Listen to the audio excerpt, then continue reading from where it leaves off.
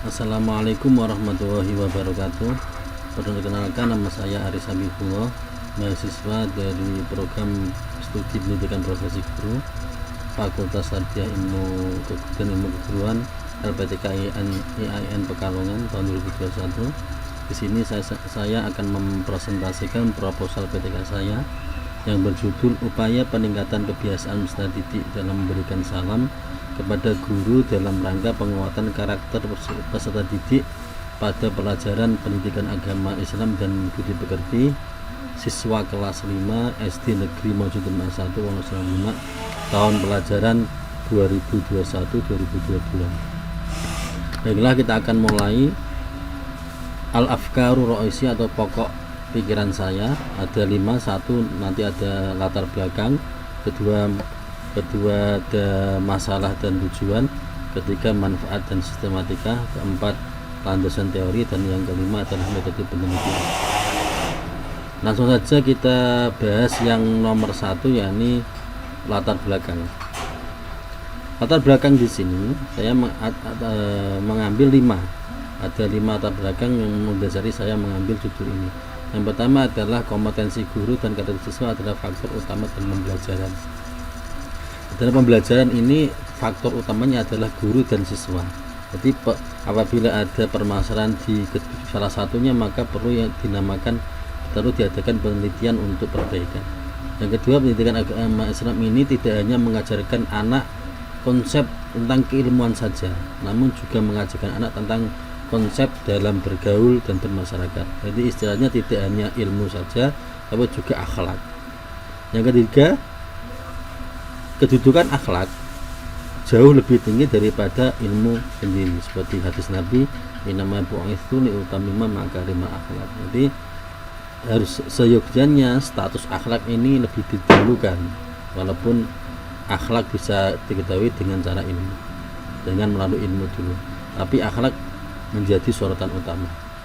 Berikutnya yang nomor 4 adalah latar belakangnya adalah mulai tergerusnya kebiasaan peserta didik memberi salam pada guru. Jadi ketika murid ini ketemu guru ini hampir sekarang dijumpai jarang. Nah, ini kebiasaan ini menurut peneliti, menurut kami ini suatu masalah, terutama yang terjadi di SD kami, SD Negeri Maujudan 1. Yang kelima adalah sebagai tanggung jawab guru dan tugas pokok guru agama dalam memberi pemahaman tentang pentingnya akhlak dan karakter mulia.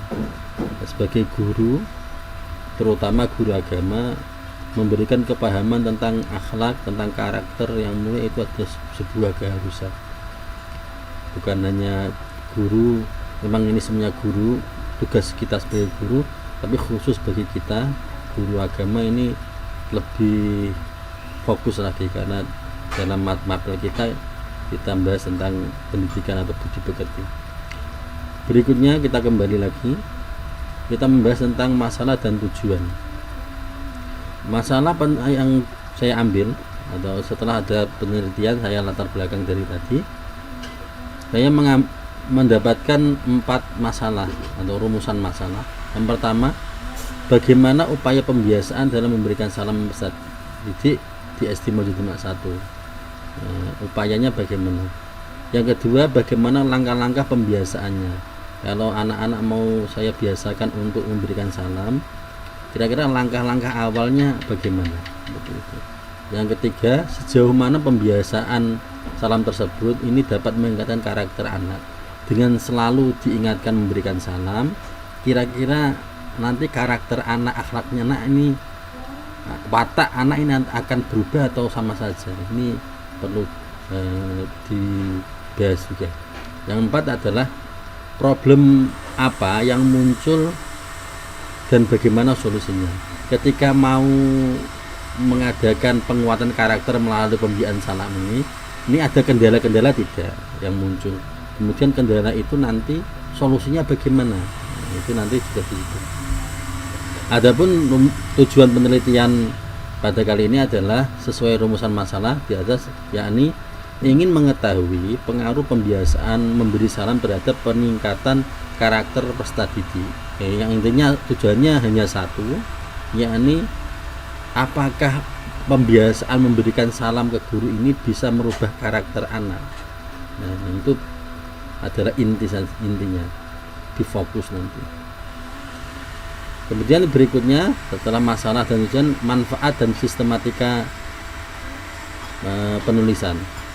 Untuk manfaat penelitian ini terbagi menjadi dua, manfaat teoritis dan manfaat praktis. Untuk manfaat teoritis ini, jadi hasil penelitian saya nanti, satu bisa diharapkan bisa sebagai konsep, yang kedua bisa sebagai bahan ajar.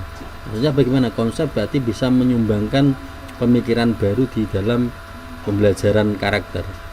Kemudian sebagai bahan ajar ini bisa langsung diajarkan ke anak. Kalau ibarat ilmu fikihnya ya konsep ini usul fikih, yang bahan ajar ini ilmu fikihnya. Kemudian manfaat penelitiannya ada 4. Satu, untuk dinas ini sebagai penentu kebijakan. Jadi dari hasil PTK ini kalau dijumpai ternyata dalam satu Dabin atau satu Wonosalam atau kecamatan ternyata tingkat karakter anak di bidang salaman kepada guru, memberi salam kepada guru ini rendah, maka perlu ada kebijakan dari dinas ini. Yang kedua, untuk Kepsek atau kepala sekolah dan pengawas ini sebagai pembinaan dan supervisi. Jika dijumpai ternyata hasil penelitiannya kok kurang bagus, maka kepala sekolah dan pengawas bisa memberikan pembinaan kepada guru tersebut atau kepada guru secara umum. Yang ketiga, bagi guru ini sebagai koreksi dan introspeksi diri. Otomatis ini adalah manfaat yang paling utama. Dengan adanya penelitian tindakan kelas ini, diharapkan guru tahu letak di mana kelemahannya dan harus berbuat apa. Yang keempat adalah bagi sekolah sebagai alat evaluasi. Adapun sistematika penulisan dari PTK ini ada 3. Ada bab pertama pendahuluan, bab kedua landasan teori, dan bab ketiga adalah metode penelitian. Ini sama seperti di panduan. Langsung aja kita masuk ke landasan teori. Nah, di landasan teori sini ada saya bagi menjadi 4. 1, deskripsi teori, penelitian relevan, perangkap berpikir, dan yang terakhir hipotesis tindakan. Yang pertama adalah deskripsi teori. Jadi di sini ada 2 teori yang saya sampaikan. Nanti kalau apabila kurang nanti bisa mohon bimbingannya teman-teman dan khususnya Bapak dosen untuk nanti bisa saya masukkan ke dalam proposal saya. Yang pertama adalah tentang pengertian salam. Salam itu adalah sebagai bentuk komunikasi dari orang satu ke orang lain. Secara umum kalau salam di orang Islam berarti menyampaikan assalamualaikum. Kemudian yang kedua, pendidikan agama. Ini adalah usaha yang terencana meyakini, memahami, menghayati dan mengamalkan ajaran agama Islam. Ini PAI masih luas sekali. Di cabang PAI ini ada 4. 1 fikih, 2 sejarah, 3 Al-Quran hadis, yang keempat akidah dan akhlak. Nah, pada pembahasan saya ini tentang karakter ini masuknya ke ranah akidah dan akhlak, ke ranah akhlak tepatnya. Kemudian berikutnya penelitian yang relevan. Ini saya coba mencari-cari, ketemu 2. Nanti mungkin bisa teman-teman membantu bisa mencarikan atau mencarikan referensinya. Saya ada 2 yang kaitannya dengan pengembangan karakter siswa. Yang pertama adalah implementasi quantum teaching. Ada keterangan lengkapnya ada di proposal saya. Kemudian yang kedua adalah penerapan model pembelajaran mix and match. Ini sering digunakan. Setelah itu kita menginjak ke kerangka berpikir. Kerangka berpikir adalah kira-kira dalam pikiran saya nanti penelitiannya itu bentuknya arahnya kemana, kira-kira seperti itu. Nah, jadi saya mencoba mereka-reka nanti kira-kira arah penelitian saya kemana. Saya rangkai menjadi 4 tahap. Yang pertama adalah nanti saya akan memberikan pretest dulu pada anak kaitannya dengan materi yang akan saya sampaikan, karena ini nanti melekat dengan pembelajaran. Jadi ini pretestnya nanti berupa pertanyaan-pertanyaan yang berkaitan dengan karakter, entah itu karakter kemandirian atau apa itu karakter religius, dan semuanya nanti saya taruh di dalam RPP saya untuk pretest ini. Kemudian yang berikutnya, yang kedua, saya mengadakan wawancara. Wawancara ini nanti tidak semuanya, saya sampel saja. Wawancara ini saya bisa menggunakan wawancara non formal, non formal karena nanti adalah sumber saya adalah peserta didik saya sendiri. Saya coba tanya secara non formal, tanya-tanya biasa yang mereka tidak merasa terintimidasi, dan itu nanti juga saya letakkan dalam RPP saya. Jadi melekat. Jadi penelitian ini melekat dengan RPP saya. Jadi tidak membutuhkan waktu khusus lain, tidak.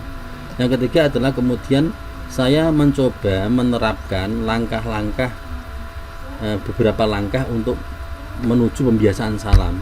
Contohnya ini adalah membiasakan menggunakan bahasa Indonesia yang benar, kemudian menggunakan bahasa Jawa halus atau kromo halus untuk hal-hal tertentu khusus. Hal-hal tertentu khusus ini seperti saat mau izin keluar atau izin mau ke belakang, ke toilet dan sebagainya. Atau ini saya selain menggunakan bahasa Indonesia, bagi anak-anak yang memang belum terlalu lancar, ini saya perbolehkan menggunakan bahasa Jawa halus sebagai bentuk menjaga tradisi kita.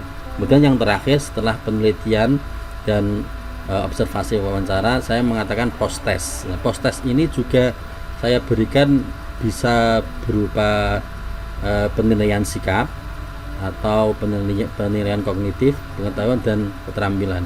Ini bisa melekat. Nanti dalam RPP saya juga sudah ada rubrik penilaiannya, nanti bisa saya sampaikan juga kalau ada waktunya. Jadi intinya mulai dari kerangka berpikir awal, mulai pretest, kemudian penelitian sampai post test, yang terakhir ini semua melekat pada RPP. Nah, kemudian setelah berpikir itu saya berhipotesis nanti kira-kira apa yang saya harapkan setelah mengadakan penelitian ini dan penerapannya. Maka hipotesis saya adalah pembiasaan memberikan salam dapat menguatkan karakter peserta didik pada mata pelajaran pendidikan agama di SDN Mojokerto 1. Jadi saya berhipotesis, berharap kalau kasarnya lah, atau berangan-angan nanti dengan penelitian ini dan penerapannya, anak nanti bisa memperkuat karakter anak nanti. Jadi anak nanti lebih santun kepada guru, bisa menghargai guru dan lain sebagainya. Berikutnya, yang terakhir adalah tentang metode penelitian. Penelitian ini yang pertama ada jenis dan pendekatan penelitian. Saya menggunakan kualitatif. Jadi pendekatan kualitatif nanti menggunakan variabel nanti ada 2 variabel. Yang kedua adalah pendekatannya adalah deskriptif. Jadi lebih ke bukan angka, tapi lebih ke baik buruk, baik lebih baik, atau cocok tidak cocok, seperti itu. Jadi bukan angka yang nanti saya sajikan, tapi deskriptif tentang apakah penerapan pembiayaan salam ini layak atau tidak layak, pantas atau tidak pantas, seperti itu, bukan angka. Kemudian untuk tempat dan waktu penelitian ini tempatnya adalah di kelas 5 SDN Mojokerto 1. Jadi ini langsung di kelas bareng dengan pembelajaran saya nanti. Kemudian untuk waktunya yakni pada pekan kedua dan ketiga. Ini rencana saya di pekan kedua ketiga sesuai dengan promes saya. Jadi promes saya itu pekan kedua dan ketiga bulan November tahun 2021. Kemudian subjek penelitian dan kolaborator penelitian ini ada 3, yakni siswa kelas 5, kemudian guru PAI saya sendiri, kemudian teman sejawat sebagai kolaborator. Ini yang akan saya ikut sertakan adalah kolaborator adalah teman sejawat saya, yakni wali kelas atau guru kelas 5. Kemudian teknik pengumpulan data, siklus dulu ya.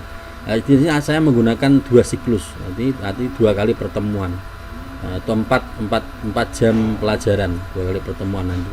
Jadi sebagai siklus, yang siklus pertama nanti ketika saya menyampaikan materi pelajaran tentang Nabi Dawud dan Nabi Sulaiman, ini Ini untuk siklus yang pertama.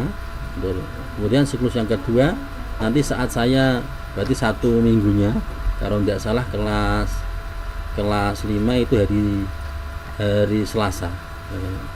Betul, hari Selasa. Kelas 5 itu hari Selasa.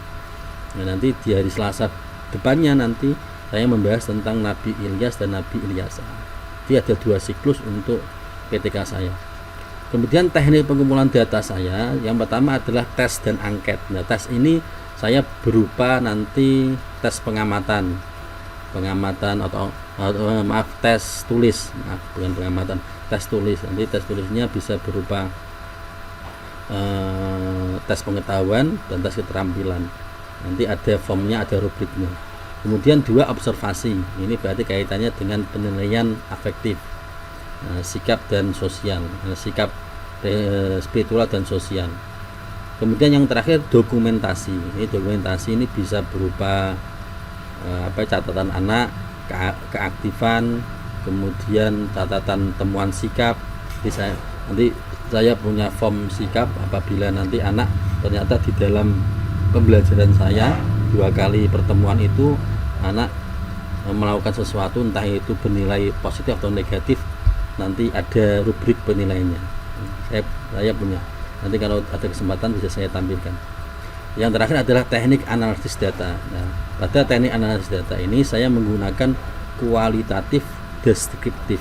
Yakni analisis yang menekankan pada data-data dan subjek penelitian dengan menyajikan data secara sistematik, tidak menunjukkan hasil penelitian. Jadi yang saya sampaikan adalah bukan nilainya. Jadi katakanlah anak nomor 1, absen nomor 1 Ali, ini nilai akhlaknya 70, 30, 80, bukan seperti itu. Tapi yang saya sampaikan adalah data secara deskriptif, analisisnya. Nanti anak ini sudah baik, cukup baik, atau membutuhkan bimbingan, seperti itu. Jadi endingnya nanti saya harapkan adalah berbentuk seperti arahan atau syarat seperti itu. Nah, kira-kira seperti itu dari pemaparan saya. Apabila olehnya saya menyampaikan ada kesalahan kekhilafan, saya mohon maaf yang sebesar-besarnya. Saran dan kritik sangat-sangat saya harapkan semoga bisa membuat proposal saya, PTK saya ini semakin baik. Saya mohon maaf yang sebesar-besarnya. Assalamualaikum warahmatullahi wabarakatuh.